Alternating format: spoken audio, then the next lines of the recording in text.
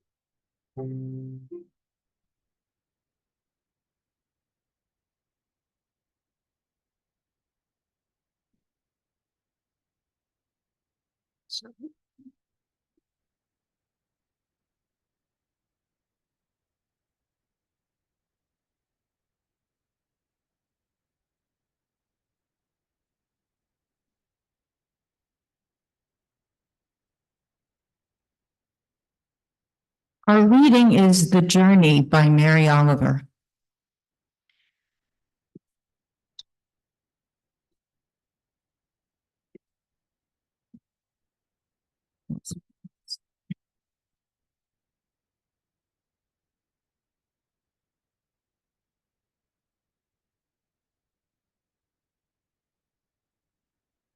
One day you finally knew what you had to do and began. Though the voices around you kept shouting their bad advice, through the whole house began to tremble, and you felt the old tug at your ankles. Mend my life, each voice cried. But you didn't stop. You knew what you had to do. Though the wind pried with its stiff fingers at the very foundations, though their melancholy was terrible, it was already late enough and a wild night, and the road full of fallen branches and stones, but little by little, as you left their voices behind, the stars began to burn through the sheets of clouds, and there was a new voice, which you slowly recognized as your own, that kept you company as you strode deeper and deeper into the world, determined to do the only thing you could do, determined to save the only life you could save.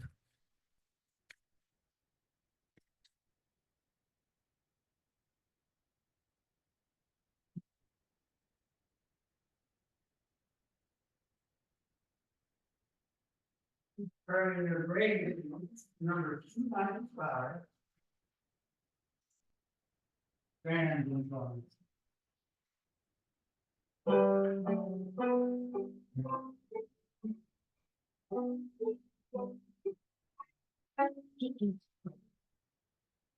So you go grace and sorrow, welcome sweet,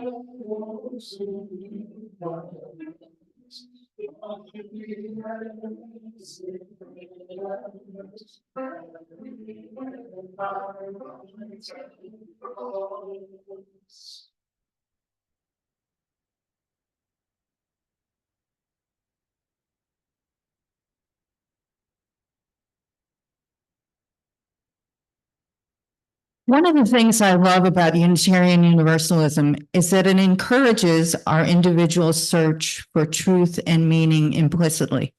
In fact, that's our fourth principle, a free and responsible search for truth and meaning. Our third principle is acceptance of one another and encouragement to spiritual growth in our congregations, with an understanding that our spiritual growth is constant and lifelong. That search for each of us takes on different forms, highly individual paths of learning and growth.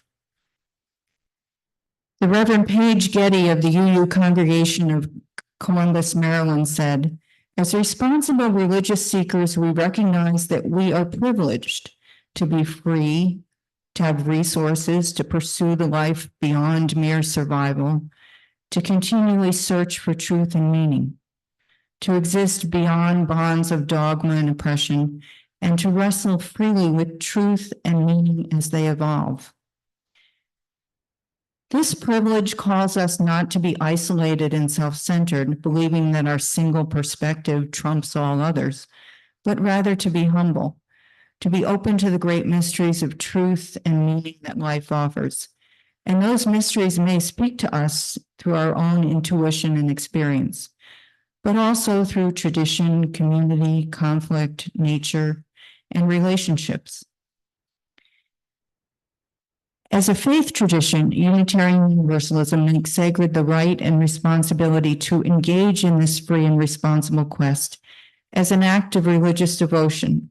Institutionally, we have left open the questions of what truth and meaning are, acknowledging that mindful people will, in every age, discover new insights. For me, in addition to the general community of the Unitarian Church of Staten Island, I believe that the Spiritual Growth Circle, initiated under the guidance of Janice Lovegrove, has provided that community to discover those new insights. I spoke about that in my presentation on my own spiritual growth history in the spring, and it continued monthly through the summer. The Spiritual Growth Circle provided a space for connection and community to get in touch with our souls. We began the summer with sharing poems like the one I read by Mary Oliver, Poems of Mary Oliver, and that was one of the ones that we shared and reflected on. We also did readings from teachers of meditation, reflected on them, and shared from our spirits. To me, these circles were at the heart of the UU concept of the use of 6 sources to inform our spiritual growth. I think that 2 of the 6 sources that we used in that circle were most evident. 1, direct experience of that transcending mystery and wonder affirmed in all cultures that moves us to the renewal of spirit and an openness to the forces which create and uphold life. And 2, words and deeds of prophetic people which challenge us to confront powers and structures of evil with justice, compassion, and the transforming power of love. This summer, I also had the additional privilege of traveling to Pine Bush, New York, to spend a day in retreat at the Blue Cliff Monastery together with Janice.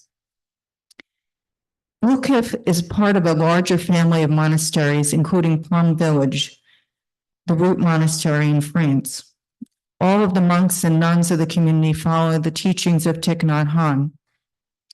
As described on their website, Blue Cliff is a place to quiet the mind, look deeply, and enjoy the wonders of life within and around us through the practice of sitting meditation, walking meditation, mindful eating, deep relaxation, meditation, and sharing togetherness. And that is what we did this July 4th weekend. The walking meditation took us through moss-covered paths in the woods for an hour. The mindful eating was a wonderful change for me, as I'm used to eating at my desk while I work. As we mindfully, in silence, chewed every bite at least 30 times, as we considered the sources of our food and all of the labor, endeavor, and connection that went into bringing that food to our table. And the food was delicious, by the way. It was amazing.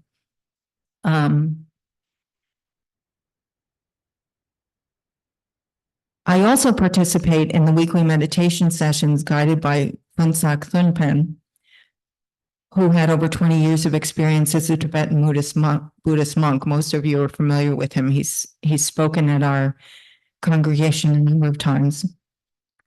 He's been doing a monthly teaching and meditation series on the Heart Sutra, which is the essence of Buddhist teaching.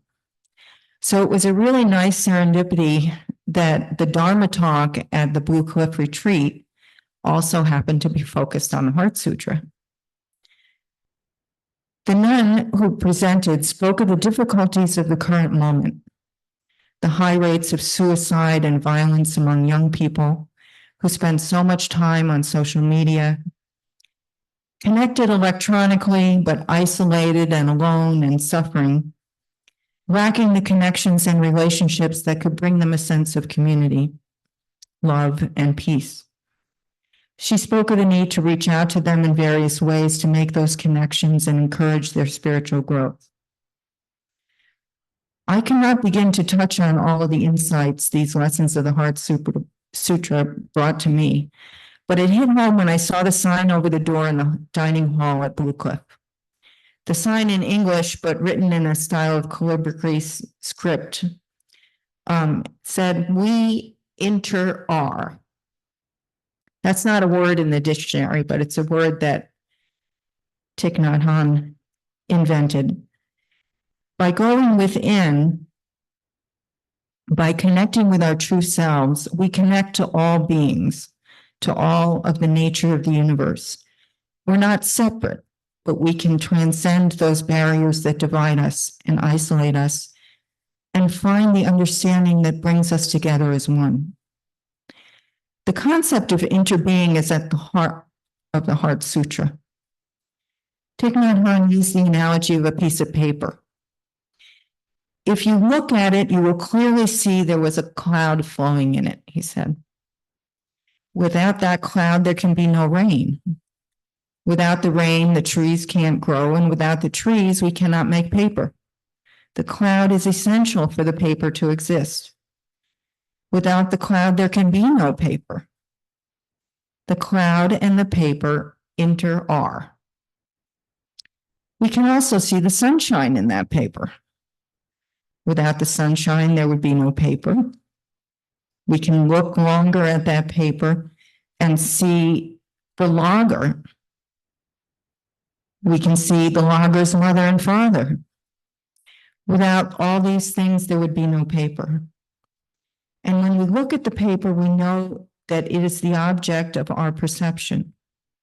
We cannot speak of a world outside of our perception, nor the world in which things exist only in our minds.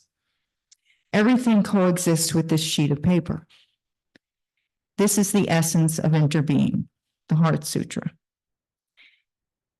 This is the essence of the teachings of the Blue Cliff Monastery and why the order is also known as the Order of Interbeing.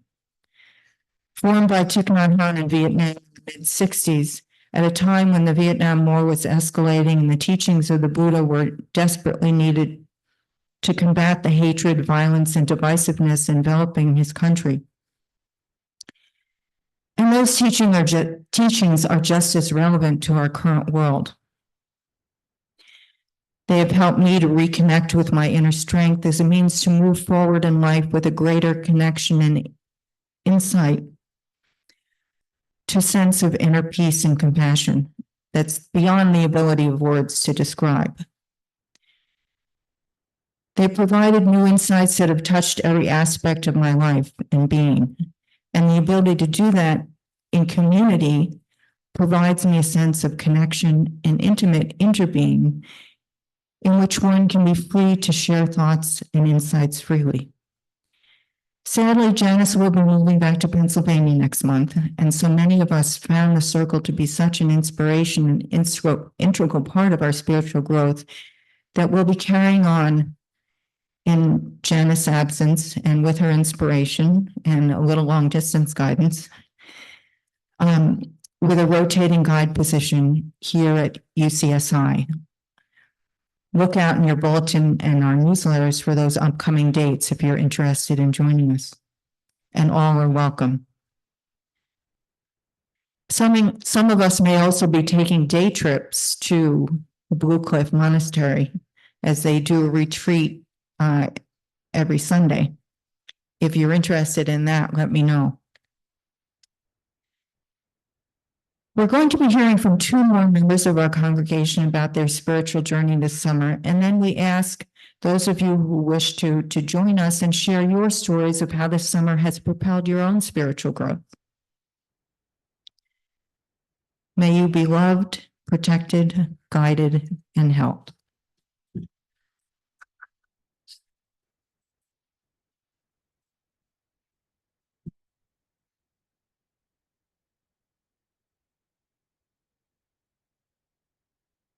So we have two members of our church who are going to share their spiritual journeys for this past summer. One of them is Virginia Allen. Would you like to speak, Virginia?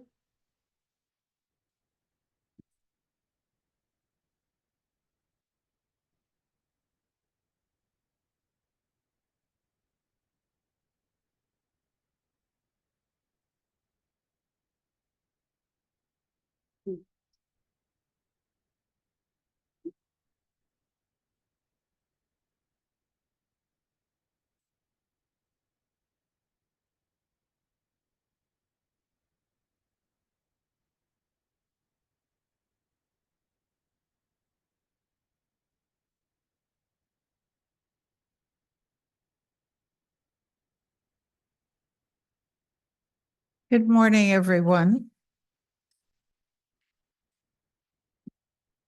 So happy to see you all today. I missed you. Thank you. Today, we're talking about our summer. Mine has been a circle of life. Last month, I turned 93.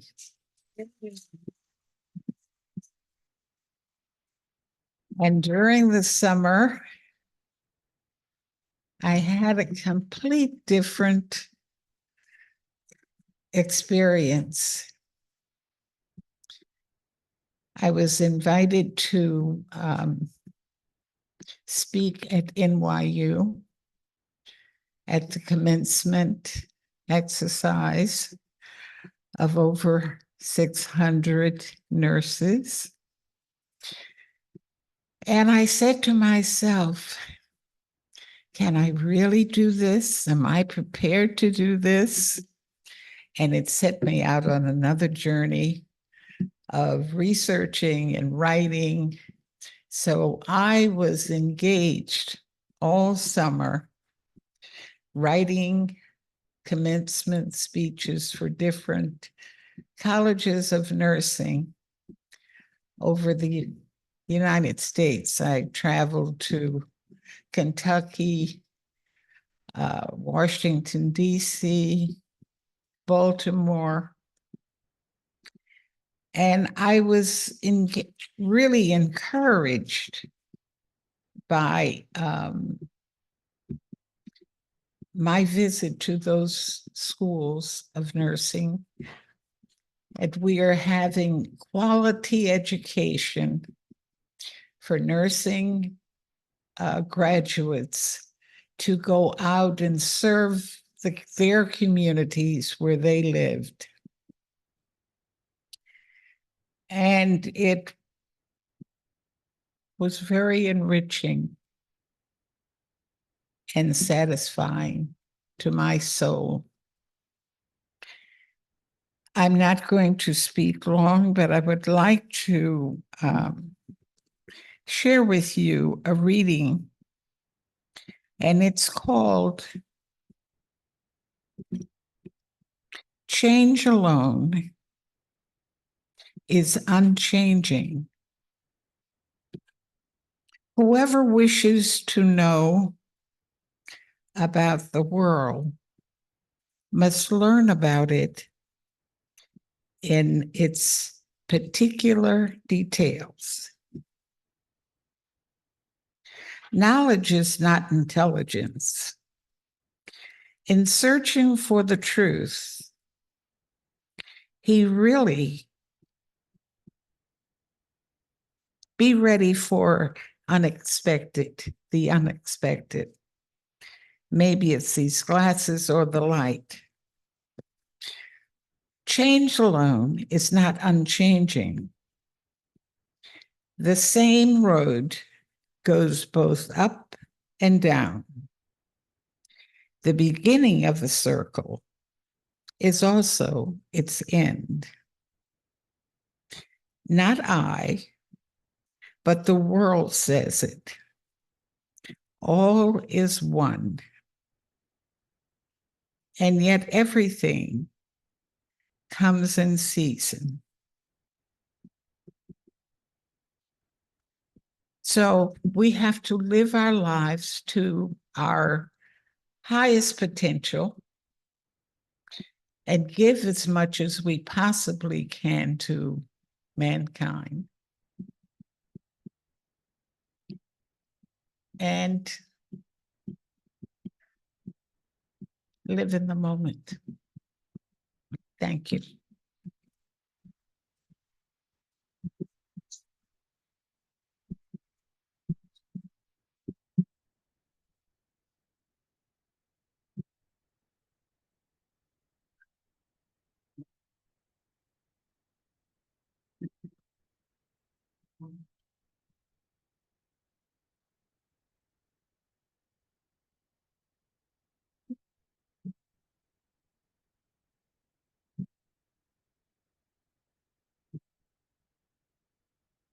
And now we're happy to invite Maureen Curran to come up and speak about her spiritual journey this summer.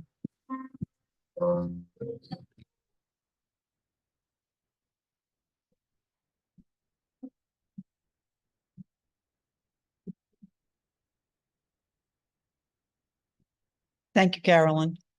She's playing that hymn because my thing is about movement. And part of my talk is about how you got to move when the Spirit says move, which is the song from our hymnal. That's great. So thank you. Good morning. It's an honor to be here with you. I have been a member of this wonderful church for about 32 years. It has been a source of many interesting experiences, good friendships, spiritual sustenance, and a beam of light and hope for me in our troubled world. So when Robin asked me if I would participate in this service, I was happy and honored to do so.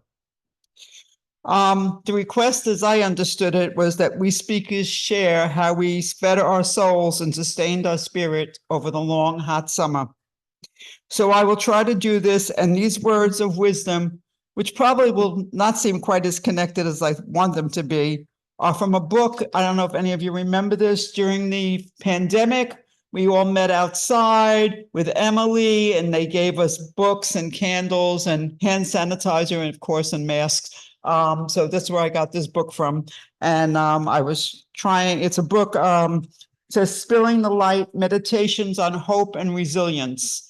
So I was trying to bring that into what I'm going to talk about.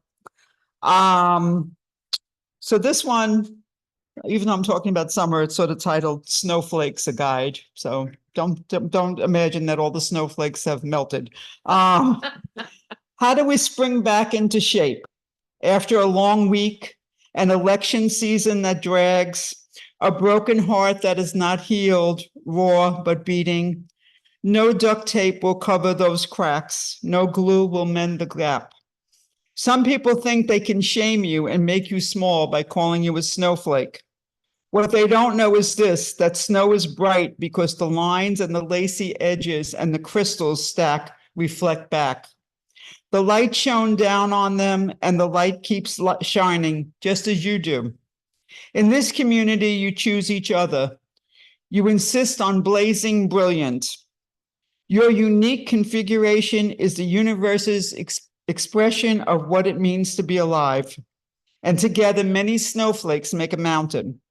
You return to knowing yourself and being yourself by the clarity of the reflection. You can lay your burdens down and rest. Lean into the place where you belong and allow the brightness of who you are, both individual and community, to light the way towards the future. You are building with love. And that is how I often feel when I come to this church, that I am building with love, that I have learned here so much about love and caring and being with others. So anyway, but back to the part where I thought was like how I spent my summer vacation. Because I spent many years working in the school system, summer was my favorite time of year. A break from the routine, not much rushing around, more time with my children, looser clothing, not feeling weighed down, longer days, more sunlight, lots of sunshine, and occasionally rain. I am fortunate to live in a community that has a pool, and it's a refreshing way to cool off. It kind of stays with me on the hot days. After I leave the pool, I still feel kind of refreshed. So this summer, following having a total knee replacement and fearful of the other diagnoses that have been developing as I age, I dedicated myself to movement. Church members aging, we are aging, well, all aging, even that little baby in the back is aging, right, as we go along. But self-care is important. So like the hymn says, you got to move when the Spirit says move. My spirit not only said it, it shouted to me, move! My watch has tracked much of my movement, and I have used it to help motivate me. Every day I worked hard to close the circles on my watch. The red circle is a move circle that tells me how many calories I burned. The green circle tells me how much minutes I spent exercising. You would not believe how motivating I have found this and how a little obsessive I've gotten. But in fact, today is day 110 of my continuously closing my move circle. And I also managed to exercise an average of about 63 minutes a day. So I'm pretty proud of that. On the days that I could tolerate the heat, I walked to and from the pool. I walked in the pool, sometimes a little too much, and I swam in the pool. On days I didn't go out in the heat, I found YouTube videos, I danced, I walked, I stretched, I ran in place. I found a website through YouTube that offered an exercising program with interval training that I could build on. It has all the components I love. It's free. I could do it at home. I could do it in my pajamas if I wanted to. No one was judging me. No one was watching. It was fun. It was doable. It had structure. It was very heart healthy. So that was my summer. As Robin quoted on Facebook in a timely way for me the other day, she put an Audre Lorde quote on, and it said, "Caring for myself is not an act of self-indulgence. It is self-preservation." And Audre Lorde said, and I'm not sure I totally agree with this, although I think I do need to be in better shape for what's coming up in our world. Audre Lorde says it's also an act of political warfare. So that's it. I thank you for letting me share, for your attention, for being part of this community of love and hope and togetherness that I have enjoyed for the last 32 years. I hope your spirit journey this summer was fulfilling, and that you find passion and joy in your lives, and that you find a way to embrace your own wellness and take care of yourselves. So that's it. Thank you.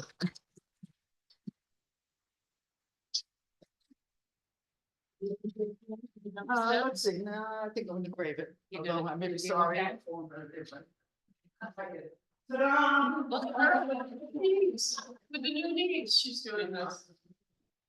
So at this time, if anybody here would like to briefly, because we do have a wonderful repast, but if other people would like to share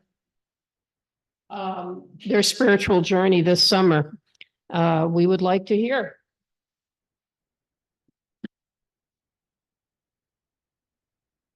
Hi, thank you. I'm Luca, for those that don't know me.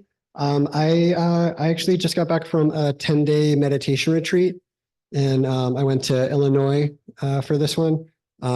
It's like a group called Dhamma.org is the website, but it's supposedly the passed down like authentic teaching from Buddha, Siddhartha Gautama himself. 10 days where they just teach you how to meditate. We had to surrender our phones beforehand. It's a silent retreat, so there's no talking, no interacting with other people. And from 4 a.m. till 9 p.m, we're pretty much meditating, except for 2 meals a day and tea time at night. This is my 5th time doing it. It's like amazingly rejuvenating. Right before that, I went to Asheville, North Carolina to visit an intentional community there. Called Earth Haven Eco Village, and they ran a 4-day weekend workshop called Compassion Camp, and that was mostly based in NVC or nonviolent communication, and just really powerful weekend. Everyone got together, and whoever wanted to share something could share. People could make requests for, if they wanted to do yoga, ecstatic dance, sing-alongs. We did all those. And it was especially powerful for me as the parting experience I had with an intentional community here in Staten Island was less than desirable. And so this kind of like renewed my faith in community. And thank you. Thank you. Hi, my name is Rose. I just had a quick comment from what Maureen just shared. And that was, I hear people say, I keep moving until I can, until I still can. And I say, I keep moving so I can. Yes. Good morning, everyone. I'm Dave, for anyone who doesn't know me. Great to see you all. Hey, we were all happy to come back today. I'm actually happy that I told originally I was going to be part of the service, and I didn't take a test, but I might have had COVID 2 weeks ago because it was like I had it the first time. I was like, couldn't get out of bed for 2 days, but I'm better. And let me get to the summer thing. I wanted to echo both what Mary and Maureen said, and maybe since I just ran 18 miles this morning in preparation for New York City Marathon, my body also tells me to move, or my heart, whatever you want to call it. And yeah, I recommend it. We almost moved to like, I kind of consider Clove Lakes Park to be one of my churches along with this one. And every morning, every Saturday, well, most Saturday mornings, every Saturday morning, we're in Staten Island at 9 a.m. I go to something called the fun run. But it's not only runners, it's people come and they walk. Staten Island Athletic Club puts it on. They don't ask for anything. And during the summer, they have water and Gatorade afterwards. During the winter, they have coffee and water. And it's a 3-mile loop. And when John and Eric first started going, we did 1.5 miles because it's like 2 loops. So we stopped at 1.5 miles. So I don't know, I feel like it's a great social and exercise opportunity. So if anyone's interested in that, let me know. I also like to invite people to, opportunities that have been helpful to me, because that's the way things get started, right? So on that note, Mary mentioned the Spiritual Growth Circle, and I believe Mary and I, and maybe a couple others, were figuring out we're going to be the point people for this. So if anyone has any questions, you can ask Mary about it and myself, because we will be inviting you all shortly into that room. The first and third Mondays of the month from 6 to 8, although we don't know what Monday we're going to start, right? Do I have that right, Mary? But that's when it's going to be. So we want to invite you all. And we also want to invite you all, as Mary already did, to, like, I can't remember if you mentioned that the tattoo thing is also an open invitation to anyone here. We try to get Tupten Punsak, Mary mentioned the meditation teacher, here once a year in this facility, but he is at Tattoo Tan's place, who's a local Staten Island artist who's also spoken to us here. He's right here in St. George. Tupten Punsak comes from Brooklyn to Tattoo Tan's place every Saturday, unless he's away, at kind of like this time. It's very easy to remember, 10:50 a.m. It's like 10:50, but we really start at 11, but we say 10:50 so people aren't late. So it's just like this on Saturdays. Was I supposed to say that? But yeah, so if anyone has, is interested, I won't maybe share personally. I was actually part of the service last year, and I shared personally what meditation is to me. But it's helped me a lot. Running's helped, meditation's helped, walking too. When I don't want to run, I walk often. And also having that spiritual growth circle where we don't just meditate sometimes, but also we share from our hearts. And I think having kind of meaningful conversations about spirituality can be nurturing and good for you. So I guess I'm done. Thank you, everybody.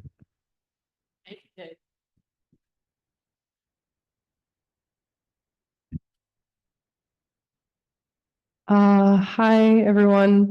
Just to say again, my name is Leanne. So I actually started my spiritual, so I was in a very, very bad place in my life, like back in 2017. And that's kind of where my spiritual journey started, where I was like looking into different readings, and I started reading tarot and here and there. And I would kind of like flow in and out of, just doing meditation on a consistent basis. But this summer, I found myself, just for brief too, like my radio station, I initiated a format change, and I'm supposed to be I'm working with other people just to get to a common ground of what our new format would be for our radio station. And over the summer, I found myself getting very, very angry at things that I couldn't control. And everyone around me, like my higher up people, or just the mentors, I guess, that I go to, they were like, hey, why don't you, talk to a counselor? And I was like, you know what? You're right. Let me do that. And I started therapy over the summer, having, done it in the past and then running away from it because I was like, this isn't going to work for me. But this summer, I've really taken counseling very seriously, and I started to, I guess, pull out deep-seated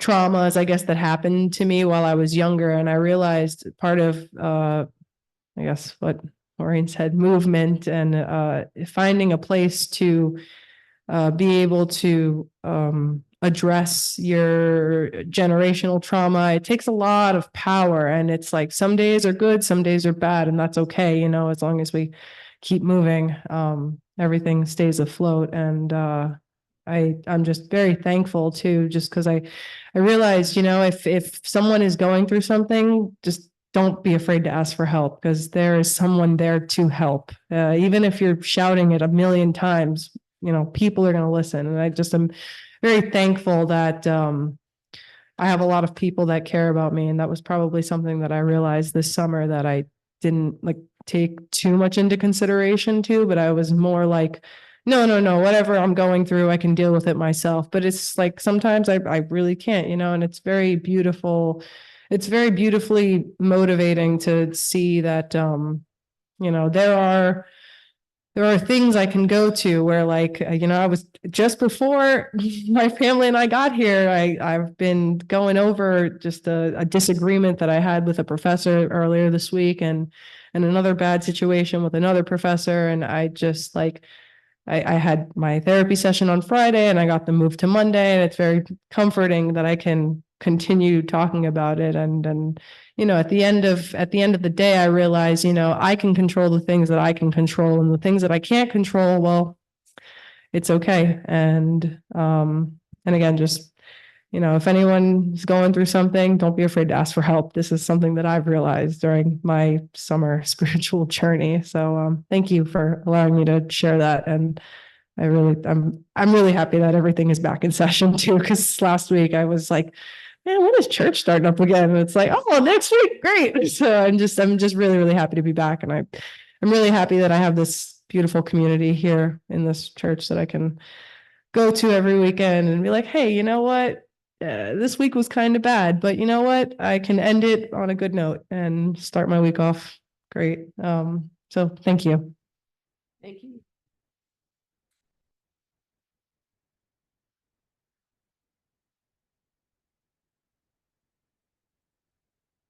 Thank you. I try to make it short. Thank you, David, before he invited me for meditation. Thank you, Mary, because in her sermon today mentioned about mindful eating, mindful thoughts. Actually, I felt my mindfully thoughtful way is knowing God exists in my life.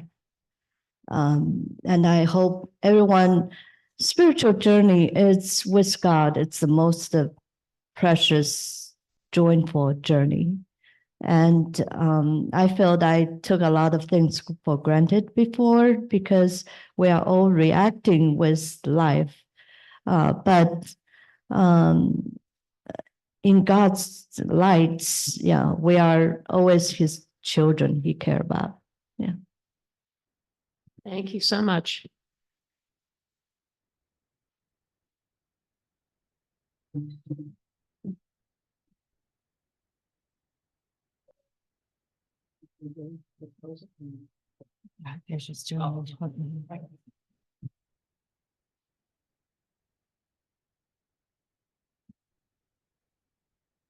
Please join us in singing hymn 1064, Blue Boat Home, in your teal, is it the teal hymnal? Please stand as you are able.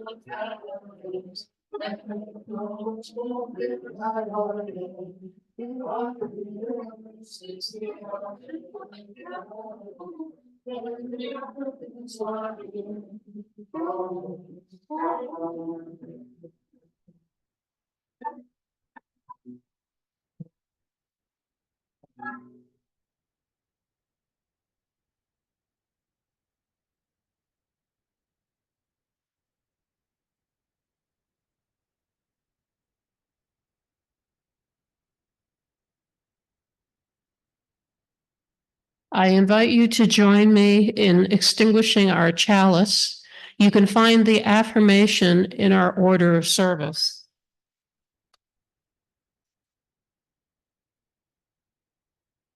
We extinguish this flame, but not the light of truth, warmth of community, or the fire of commitment. Until we are together again.